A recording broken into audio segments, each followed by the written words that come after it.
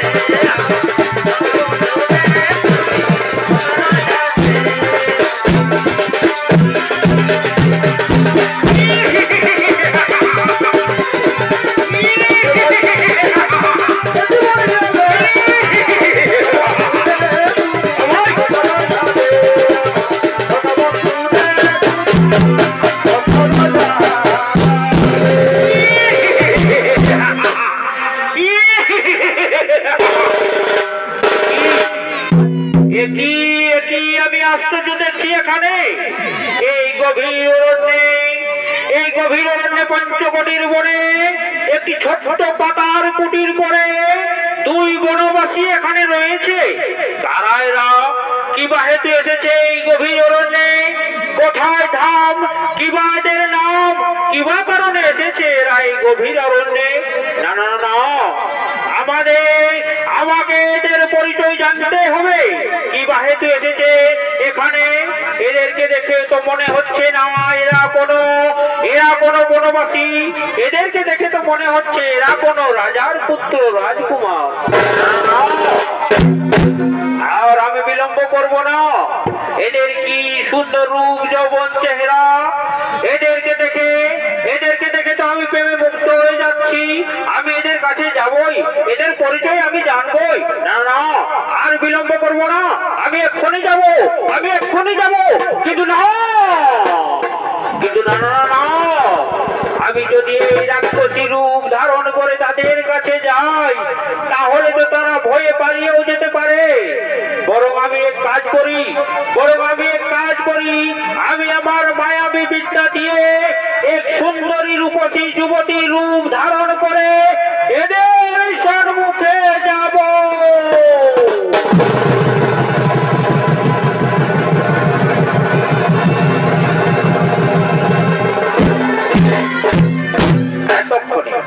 এতক্ষণে সে রাক্ষসী তার মায়াবী বিদ্যা দিয়ে এক সুন্দরী রূপসী যুবতীর রূপ ধারণ করে ছুটে চলেছেন রাম লক্ষ্মণের সম্মুখে।